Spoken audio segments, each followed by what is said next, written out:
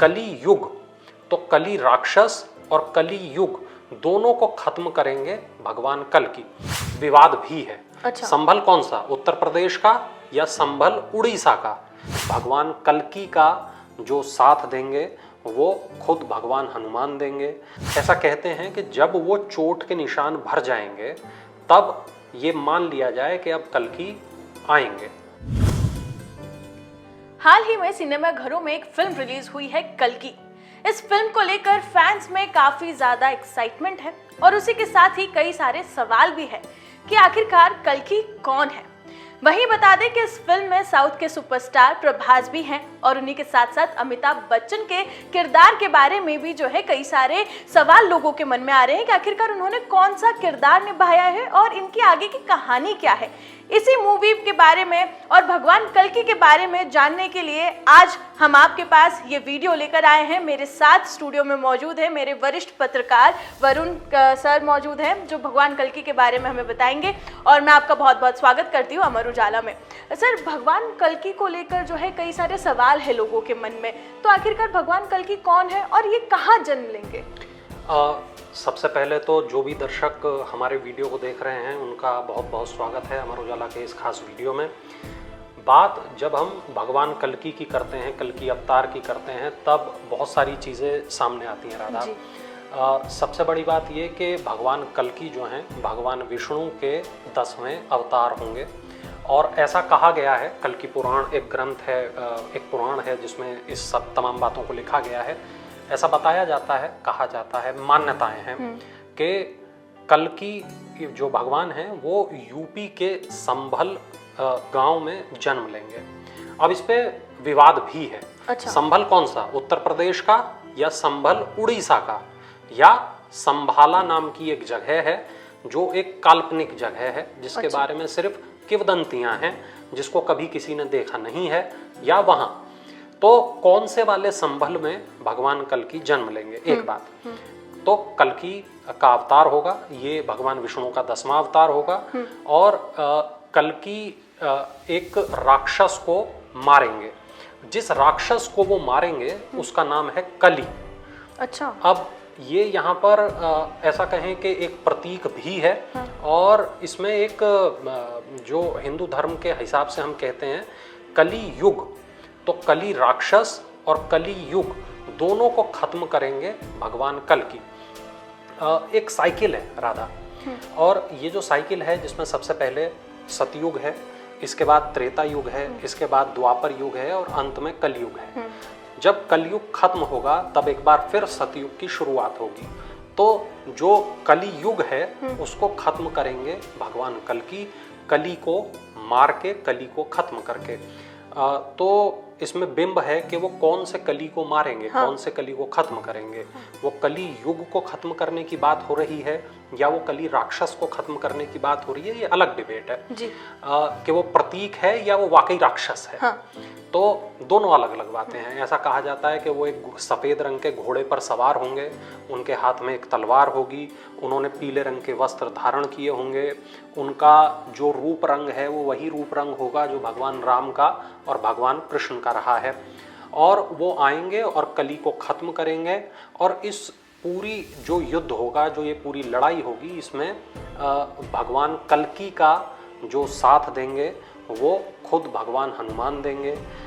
वो उसमें शुक्राचार्य उनके साथ होंगे, कृपाचार्य उनके साथ होंगे, राजा बलि उनके साथ होंगे, अश्वत्थामा उनके साथ होंगे।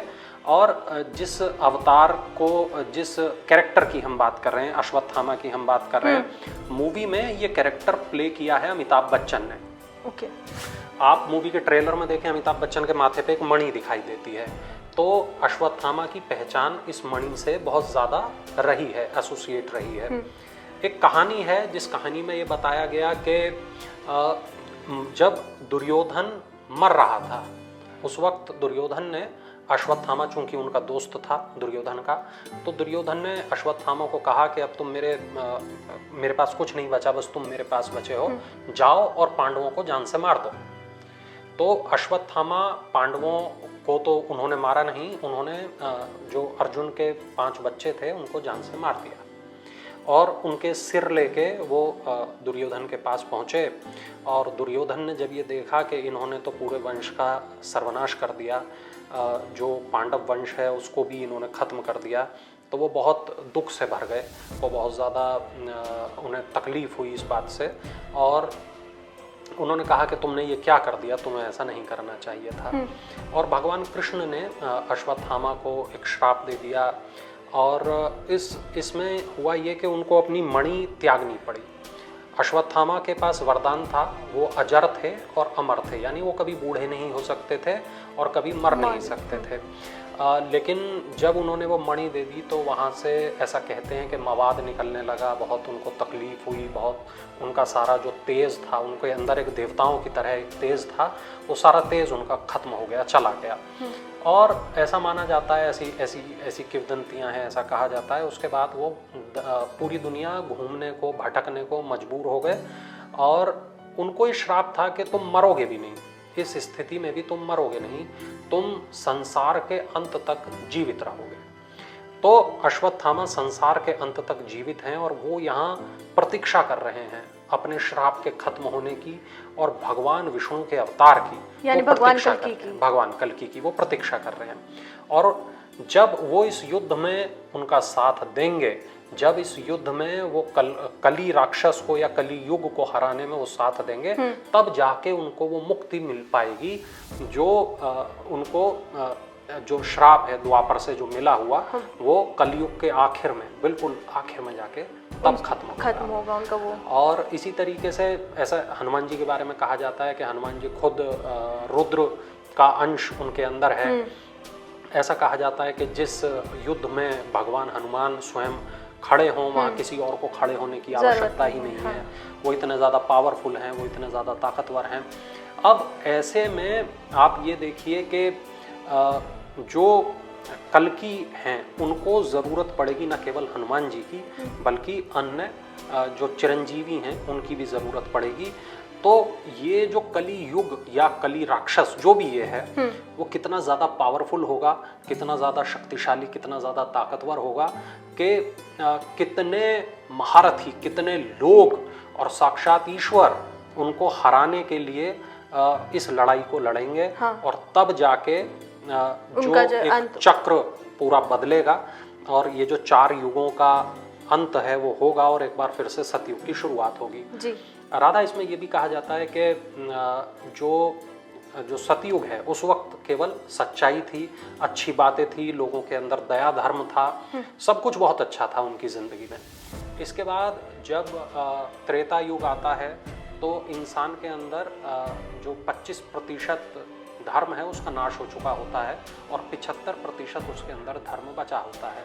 जब द्वापर आता है तब केवल 50% उसके अंदर धर्म या अच्छी बातें बचती हैं, और 50% खत्म हो जाती हैं। लेकिन जब कलयुग आता है तब 100% उसके अंदर खराब बातें, आदतें आ जाती हैं, बुरी आदतें, और जो अच्छाई है उसके भीतर की खत्म हो जाती है।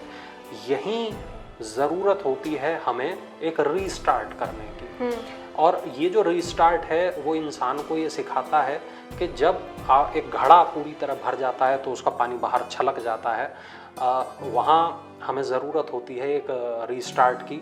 और ये जो रीस्टार्ट है ये इस तरह शुरू होगा कि एक युग का अंत होगा और एक दूसरा युग शुरू होगा।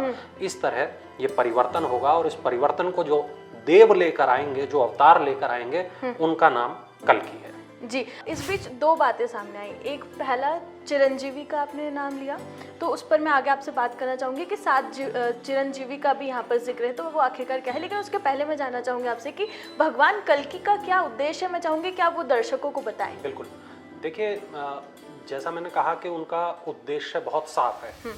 वो कली को ख़त्म करेंगे और कली युग को रीस्टार्ट करेंगे। जब वो आएंगे तो ऐसा कहा जाता है कि उनका जन्म नहीं होगा, वो सीधा प्रकट होंगे, है ना। वो उनकी जो बाल लीलाएं हैं नहीं होंगी, वो सीधा युवा अवस्था का उनका रूप प्रकट होगा। और जब वो प्रकट होंगे तो उनके पास एक सफ़ेद रंग का घोड़ा होगा। उस घोड़े के बारे में ऐसी बातें हैं कि वो घोड़ा भगवान शिव उनको देंगे। भगवान शिव का वो घोड़ा होगा, और उस घोड़े की खासियत ये है कि वो घोड़ा उड़ भी पाएगा। वो न केवल धरती पे चलेगा, वो उड़ भी सकेगा। तो अब ये मान लें कि कलयुग में जहाँ पे हम ये देखते हैं कि उड़ने वाली बहुत सी चीज़ें हैं, हेलीकॉप्टर हमारे पास है, हमारे पास एरोप्लेन है, हमारे पास फाइटर जेट है, तो अगर हम ये कहें कि कोई ऐसी डिवाइन उनके पास स्ट्रक्चर कुछ ऐसा होगा जो उड़ पाएगा, तो कोई मुझे हैरानी की बात नहीं है। शायद जब हम पुरानी किताबों की लिखी बातें पढ़ते हैं तो उसे एज इट इज़ नहीं लेना चाहिए। वो कई बार प्रतीक होते हैं, वो कई बार बिंब होते हैं, वो कई बार लोगों को समझाने के लिए कुछ बात कहती जाती हैं। तो हम ये कह सकते हैं उनके पास कोई ऐसी उड़ने वाली मैकेनिकल वस्तु होगी जो शायद धरती पे भी काम करेगी और शायद वो आसमान में भी काम करेगी। अब बात की वो कहाँ जन्म लेंगे, इस पे मैंने बताया कि विवाद है। उड़ीसा में वो पैदा होंगे, मतलब उड़ीसा में वो प्रकट होंगे संभलपुर नाम की जगह पर, या उत्तर प्रदेश के संभल में वो प्रकट होंगे। ये एक विवाद का विषय है। इंटरनेट पर इसको लेकर कई सारी थ्योरी और चर्चाएं हैं। हालांकि पिछले दिनों पीएम मोदी खुद संभल गए। वहाँ संभल धाम है, संभल धाम की वहाँ पर काफ़ी बड़ा मंदिर है, मैं खुद भी वहाँ जा चुका हूँ। और जो वहाँ के अभी महंत हैं, जो पुजारी हैं, उनका कहना यह है कि जिस तरीके की बातें पुराणों में लिखी हुई हैं, जो लोकेशन दिखाई बताई पुराणों में गई है, उससे यही प्रतीत होता है कि वो गंगा के नज़दीक होगा, यानी कि वो उत्तर प्रदेश का संभल हो सकता है। एक जो तीसरी थ्योरी है जो ये बताती है वो शंभाला या संभाला नाम की जगह होगी। उसके बारे में एक बहुत इंटरेस्टिंग थ्योरी है। ऐसा कहते हैं कि जो शख्स संभाला से होता है वो ना कभी बुजुर्ग होता है, ना वो कभी मरता है, और वहाँ पे अजर अमर होने का जो चीज़ है वो छुपी हुई है। ऐसा कहा जाता है कि जो एक कुनलुन की पहाड़ियों में, हिमालय का एक पूरा इलाका जिसको कई बार ऐसा सिर्फ मानते हैं, थ्योरी में है, देखा कभी किसी ने नहीं, ऐसा माना जाता है हिमालय में एक ऐसी जगह है, एक ऐसा गेट है जहाँ से आप संभाला के अंदर प्रवेश कर सकते हैं। उसको सिद्धाश्रम भी कहते हैं, उसको ज्ञानगंज भी कहते हैं, कई थ्योरीज हैं। तो इंसान जो वहाँ जाता है वो वहाँ टाइम रुक जाता है, उसको कभी बुढ़ापा नहीं आता, वो कभी मरता नहीं, उसको वहाँ हील हो जाता है। अगर वो बीमार होता है या चोट लगी होती है तो वो हील भी हो जाता है। थ्योरीज ऐसी हैं कि इसके बारे में जब चीन की सरकार को पता चला, चीन की फौज को पता चला, तो बहुत वक्त तक उन्होंने इसकी तलाश की, और हिमालय की पहाड़ियों में चूंकि वो इस तरीके से फैला हुआ है तो वहाँ पर उन्होंने तलाश की, मगर कभी उन्हें ये गेट नहीं मिल सका। अच्छा। इसके बारे में माना जाता है ये शायद कोई स्टार गेट है, ये किसी दूसरे यूनिवर्स में जाने का रास्ता है। थ्योरीज हैं, कोई इसमें फैक्ट कुछ ऐसा नहीं है। तो थ्योरीज के मुताबिक ये बात है। तो क्या वहां से कल्कि आएंगे, या कल्कि संभल उत्तर प्रदेश, या कल्कि संभल उड़ीसा? तो कल्कि कहाँ से आएंगे नहीं पता। मोटी थ्योरी यूपी वाली ज्यादा लोग मानते हैं। और इसके बाद उनके पास घोड़ा होगा, व्हाइट कलर का ये घोड़ा होगा, वो पीले रंग के कपड़े पहने होंगे, उनके हाथ में तलवार होगी, और वो खत्म करेंगे कली नाम के राक्षस को। फिर वो बिंब वाली बात, प्रतीक वाली बात कि वो कली राक्षस होगा या वो कली युग होगा, ये भी एक बिंब और प्रतीक वाली। तो यहाँ पर एक और सवाल है, जैसा कि आपने अभी बताया कि सफ़ेद घोड़े पर आएंगे, मतलब उनके पास तलवार होगी। तो अगर हम भगवान कल्कि के अवतार के बारे में अगर हम बात करें, तो जो पुराणों में जो लिखा गया है, जो उनके बारे में एक उल्लेख है, उसमें उनके अवतार के बारे में कैसा बताया गया है? क्या भगवान राम जैसा होगा, कृष्ण जैसा होगा, या किस तरीके का उनका अवतार होगा? हाँ, देखिए यही बात बताई गई है कि जो भगवान विष्णु हैं, हम सब जानते हैं कि वो उनका जो रंग है वो गोरा नहीं है, वो वाइट नहीं है, वो उनके बारे में यही कहा जाता है वो श्याम वर्ण के हैं। तो उनका जो कलर है वो श्याम वर्ण का होगा, और उनको चूंकि भगवान विष्णु को पीले रंग के कपड़े पसंद हैं तो वो पीले रंग के कपड़े पहने होंगे। और उनकी जो पावर्स हैं वो बिल्कुल एकदम भगवान विष्णु जैसी ही होंगी, एकदम एग्जैक्ट। हाँ। क्योंकि हम अभी तक ये मानते हैं कि भगवान कृष्ण पूर्ण अवतार हैं, तो अब कल्कि भी एक पूर्ण अवतार होंगे। पूर्ण अवतार का अर्थ यह है कि वो एकदम क्लोन मैं कहूँ तो होंगे 100%। कृष्ण नहीं, भगवान विष्णु से। अच्छा, भगवान विष्णु से। जी। और जब हम कंपेयर करते हैं भगवान राम, भगवान कृष्ण या भगवान कल्कि को, तो हमें लगता है कि ये कंपैरिजन करना व्यर्थ है, क्योंकि हर जो अवतार है उसकी अपनी कुछ खासियतें हैं, हर अवतार जो है उसकी अपनी कुछ विशेषताएं हैं, और वही चीज है जो जन्म जन्मांतर तक वो लगातार हिंदू धर्म के लोगों के बीच में रह जाती है। लोग उनको याद रखते हैं और उनकी जो बताई हुई शिक्षाएं हैं उन पर चलने की वो लोग कोशिश करते हैं। जी, सफेद घोड़े का जिक्र भी आया था, तो मैं चाहूंगी कि दर्शकों को आप बताएं कि सफेद घोड़े की कहानी आखिरकार क्या है, क्योंकि इंटरेस्टिंग है कुछ। जी, देखिए, जैसा मैंने बताया कि भगवान शिव का ये घोड़ा है। हाँ। और संभल में एक घोड़े की प्रतिमा है, एक घोड़े की मूर्ति है। उस घोड़े की मूर्ति पर कुछ चोट के निशान है। ऐसा कहते हैं कि जब वो चोट के निशान भर जाएंगे तब ये मान लिया जाए कि अब कल्कि आएंगे। और वो जो चोट के निशान है वो धीरे धीरे साल दर साल भर रहे हैं, ऐसा कहा जाता है। जो जिस मूर्ति पर वो चोट है। बिल्कुल। अब भारत देखिए चमत्कारों का देश है। यहाँ पर गणेश जी की प्रतिमा दूध पीती है। यहाँ तमाम ऐसी किंवदंतियां हैं, बहुत सारे अलग ऐसे मंदिर हैं जहाँ भगवान भैरव, काल भैरव वो शराब का सेवन करते हैं। तो इस चीज़ में बिल्कुल हैरानी नहीं कि कोई ऐसी मूर्ति है जिस पर चोट का निशान है और वो चोट का निशान अपने आप भर रहा है। और माना जाता है कि जब वो निशान पूरी तरह खत्म हो जाएगा, भर जाएगा, तब भगवान खुद वहाँ पर प्रकट होंगे और वो जो घोड़ा है वो भगवान के साथ चलेगा। ये तो काफ़ी इंटरेस्टिंग फैक्ट जो है वो सामने, कहानी जो है सामने आई है। चिरंजीवी का भी बीच में जिक्र था, तो मैं चाहूँगी कि आप उसके बारे में हमें बताइए कि साथ चिरंजीवी का भगवान कल्कि से क्या कनेक्शन है। देखिए, चिरंजीवी का अर्थ है चिर मतलब बहुत लंबे वक्त तक, चिर मतलब हमेशा, और जीवी मतलब जीवित रहने वाला व्यक्ति। हमेशा जीवित रहने वाला जो व्यक्ति है उसे हम चिरंजीवी कहते हैं। आपने देखा होगा, कहते हैं चिरंजीवी भव पुराने धारावाहिकों में। तो वो जो चिरंजीवी है, हमेशा जीवित रहो और हमेशा खुश रहो, उस तरीके का एक ये कंसेप्ट है।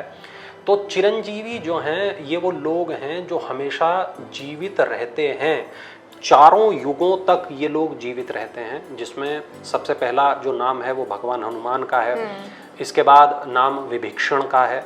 विभीषण की जब हम बात करते हैं, देखिए हनुमान की जब बात करते हैं तो हनुमान का मतलब पावर, साक्षात शक्ति। तो हनुमान जी की पावर होगी वहाँ पे। जब हम बात करते हैं विभीषण की, तो विभीषण के पास पुष्पक विमान था। विभीषण के पास श्रीलंका की नॉलेज थी। वहाँ का साइंस ऐसा माना जाता है कि बहुत ज़्यादा बहुत अच्छा साइंस था। जब आज से इतने बरस पहले, इतने हजारों साल पहले, जब वो सोने के महल बना सकते हैं, सोने की लंका बना सकते हैं, जब वो स्टार गेट का निर्माण कर सकते हैं, जब वो पुष्पक विमान उनके पास हो सकता है, तो वो टेक्निक उनके पास होगी। हालांकि कहते तो ये भी हैं कि लंका ना तो सोने की वो लंका उनकी थी, ना वो पुष्पक विमान उनका था, लेकिन हाँ, चूंकि वो वहाँ रहते थे तो उन्हें वो ऑपरेट करना आता था। उन्होंने वो चीज़ें, वो साइंस को सीखा था। और विभीषण के बारे में ये माना जाता है कि उनकी जो पढ़ाई लिखाई है, जो उनकी नॉलेज है, वही उनका सबसे बड़ा हथियार है। इसके बाद आप बात करते हैं कृपाचार्य की। कृपाचार्य महाभारत काल के योद्धा हैं। कृपाचार्य कौरवों और पांडवों के गुरु हैं। कृपाचार्य के पास ऐसे कई हथियार हो सकते हैं जिससे वो कली की सेना को खत्म करेंगे। इसके बाद जब आप बात करते हैं राजा बलि की, तो वामन अवतार जब भगवान का हुआ, भगवान विष्णु का, तब के राजा बाली जो है वो पाताल में उनको भेज दिया गया था और कहा था कि जब मैं कल्कि के रूप में अवतार लूँगा तब तुम्हें मेरी मदद के लिए रहना होगा। तो राजा बलि की यहाँ पर जिक्र है। तो राजा बलि अपने आप में बहुत बड़ा नाम थे, पूरी दुनिया में उनका राज था।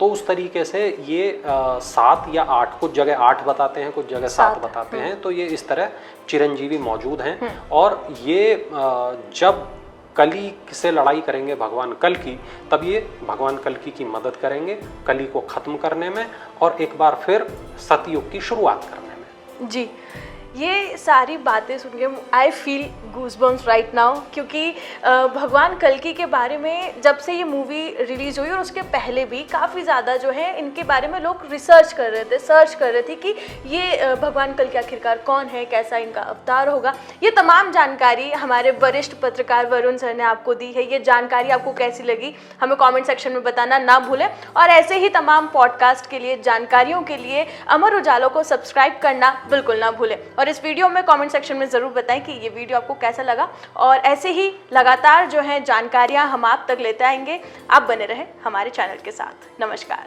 धन्यवाद। अगर आप ये वीडियो YouTube पर देख रहे हैं तो हमारे चैनल को सब्सक्राइब करें और बेल आइकन को दबाना ना भूलें। अगर आप Facebook पर ये वीडियो देख रहे हैं तो हमारे पेज को लाइक करें।